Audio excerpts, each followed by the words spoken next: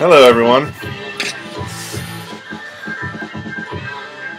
'Tis I, the Grecian Thunder, and I welcome you to a much long overdue episode of Wax Diabolique. This is number 34. I have slowed down significantly in my buying, but it doesn't mean that I haven't bought anything. Got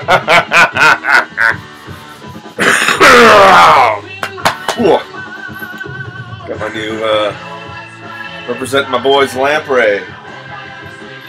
It's a band here in Portland. I threw up their link a while back. Their album's free on Bandcamp, so check them out. 2 basses and drums. What we're listening to right now isn't new, but I've been revisiting a lot. So, yeah, I'm getting more into that, like, delving back into what I've acquired thus far in this journey with you guys here in the VC. Much love to everyone. I'm listening to The Power of Zeus, the Gospel according to Zeus. Zeus is pissed. This rocks. So yeah, that's where we're at. Let's get right into it. Before I get started, though, I do want to say to Derek, thank you. I want to do kind of maybe a review of Derek 2, which I got like literally probably 2 months ago, and as well as I hopped on that deal where he hooked us up with a single too, with him and Dino Felipe. This is radical, but I want to be more wordy with it. But all I gotta say is, God damn, Stephanie. I know Derek likes it when I flirt with his sister. Okay, let's get right into it, shall we? Interspersed in here, I went to the Night Owl Record Show, which is a biannual event here in Portland. Great event. Usually I end up coming out with some pretty cool stuff. So one of these, the last one I'll show you, is real good. But the first one is also fantastic. This is a reissue, actually. This is Guru Guru, my first Guru album proper, live in Bremen on September 12th, 1971. 2 songs. Both freaky. These guys know Guru Guru, kind of lumped into the krautrock genre. I think they were a little bit more psychedelic than some of those bands were. I mean, at least based off of this.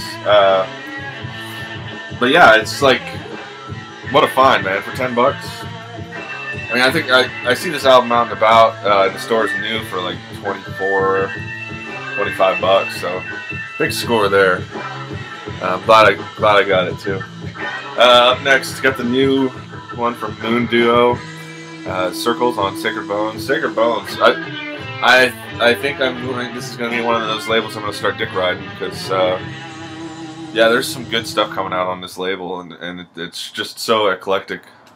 A lot of variety. Show you the inner sleeve too, because it is also, I mean, you've seen it before. Some of the other folks have picked this up, but Moon Duo is featuring members of Wooden Ships, and this album is no different. And actually, a lot of people have said like the vocals remind them of Bono, like early U2. I see that a little bit, but not being a huge U2 fan, I think they sound like Moon Duo. Up next, got this reissue. I don't know why it took me so long to pick this up, but yeah, this is a band I used to listen to like when I first got into punk, way back when. This is the Dicks, Kill from the Heart reissue on Alternative Tentacles. There they are.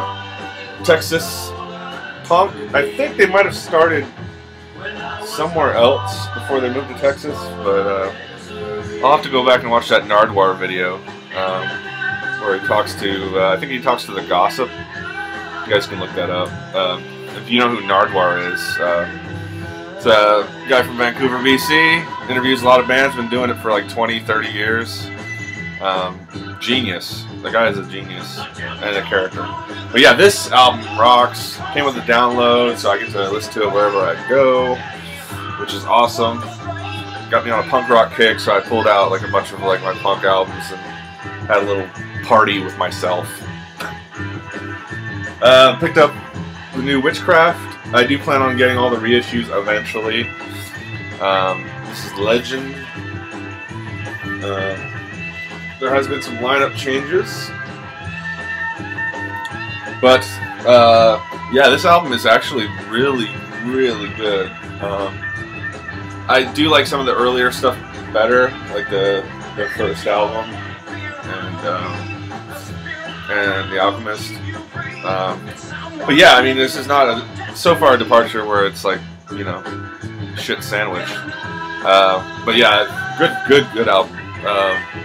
You know, it's Swedish, throwback, wonderful music that they have coming out of Sweden, of all types. Love that country, so much so that I work for one of their chief companies. Up next, Pallbearer.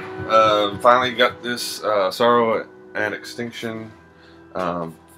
Close up of the cover. I think Derek commented on that when I posted it on the Facebook. This is the gatefold. Also very cool. This album is pretty damn good. Very melodic. And when I listened to the first side, I was like, wow, this is not as doomy as I thought, but it's more trad doom. That's what I was informed by River and Henry. But yeah, and then side 2, I flipped to the side 2. It was like, I'm like, okay. You got it, boys. So, Pallbearer, good doom.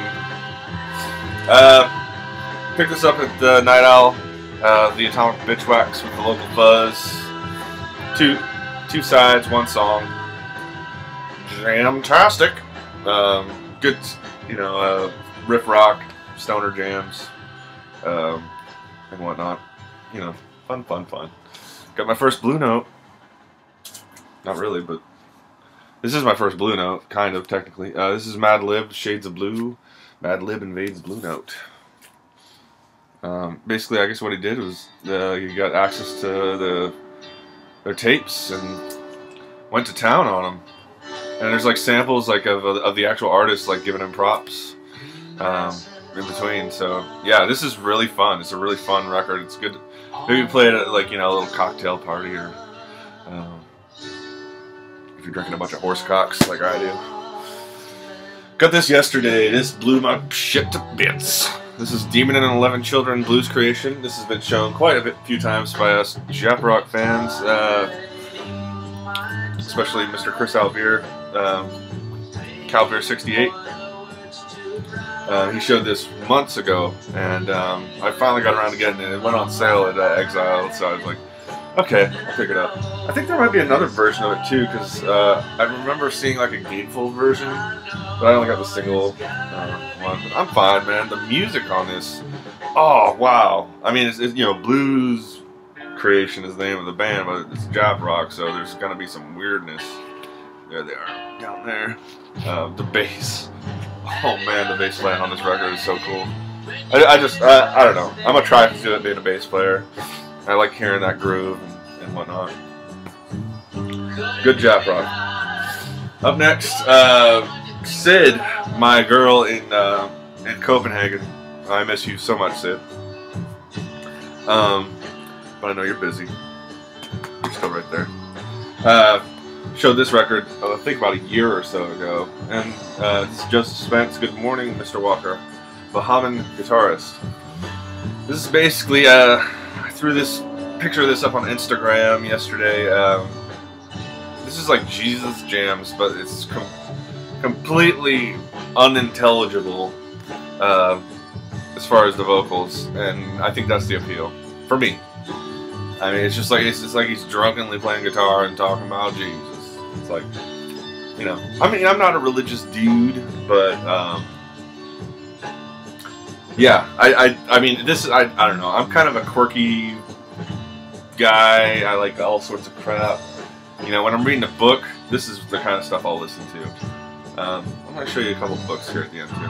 But yeah, Joe Spence. It's good stuff on Mississippi, local label here in Portland, Mississippi, doing it right. Here's another Mississippi records. Just picked up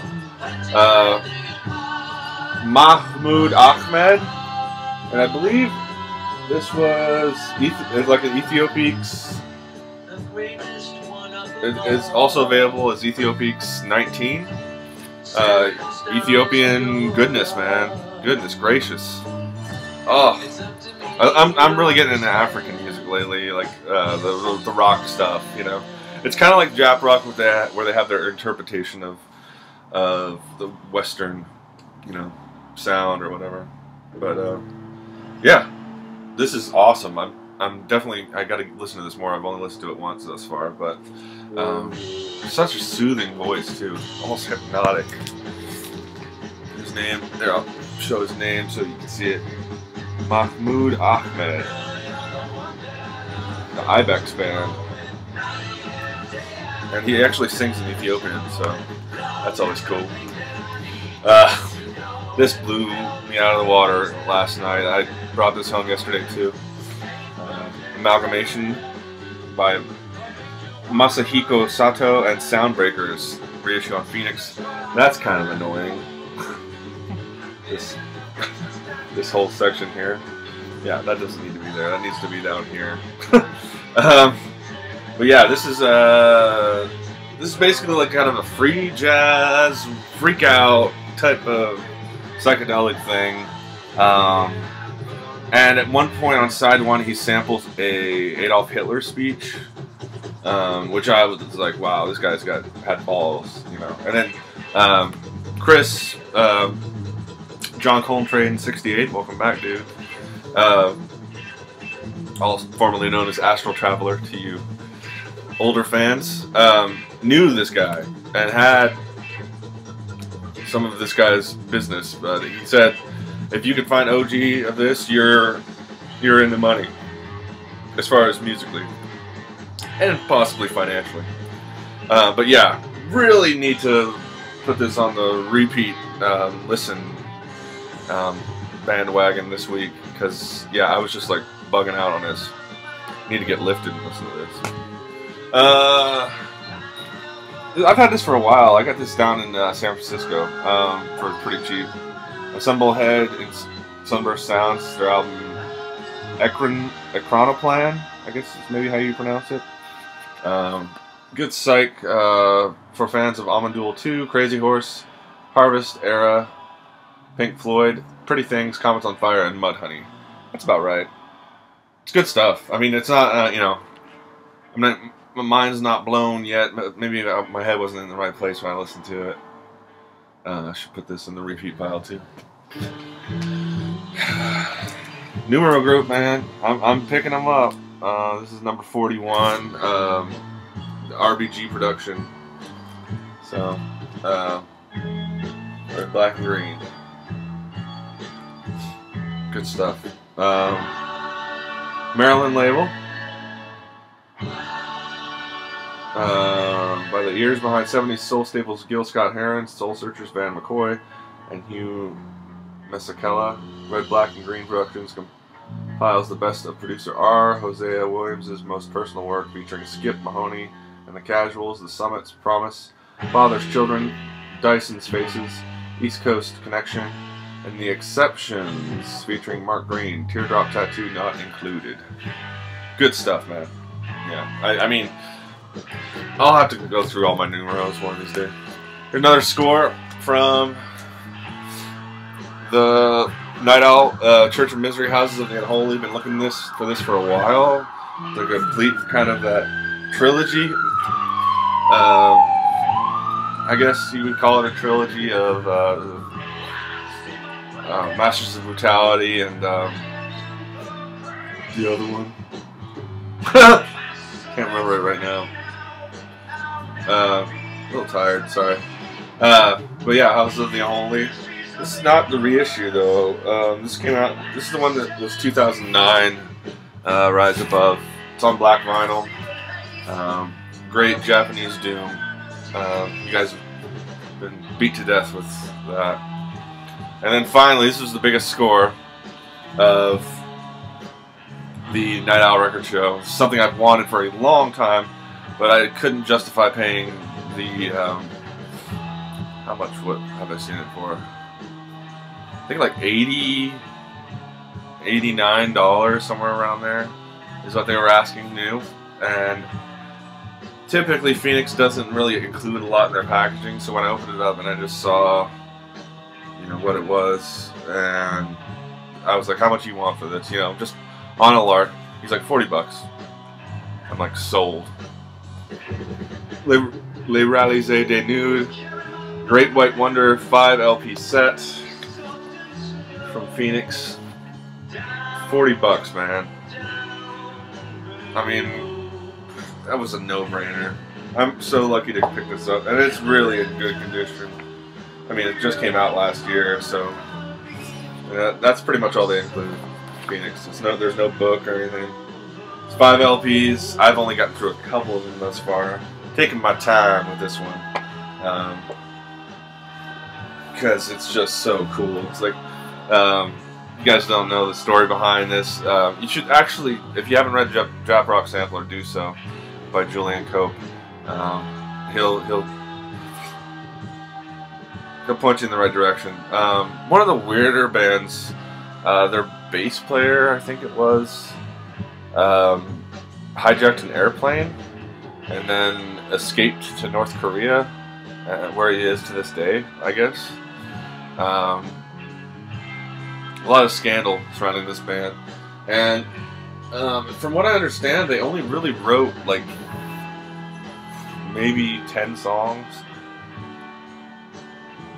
but just played them differently every time, and a lot of their records are recorded live, so I assume that a lot of this is live, but it's just recorded kind of well, kind of. Been compared to Velvet Underground quite a bit in the Jap Rock scheme of things, but I think they're their own beast. Yeah, man, 5 LPs, $40. Boom! A couple books I just picked up. Not music related, but you know, I'm a nerd, so. The New Astrology by Suzanne White basically goes through, and it's basically, as you can see, it kind of a synthesis of the Chinese and Western astrologies. So, for example, I am a Gemini horse, so apparently I'm an asshole. But no, it's actually pretty funny, some of the stuff it says. So I'm not like a tarot card type of guy or anything like that, but like that stuff interests me.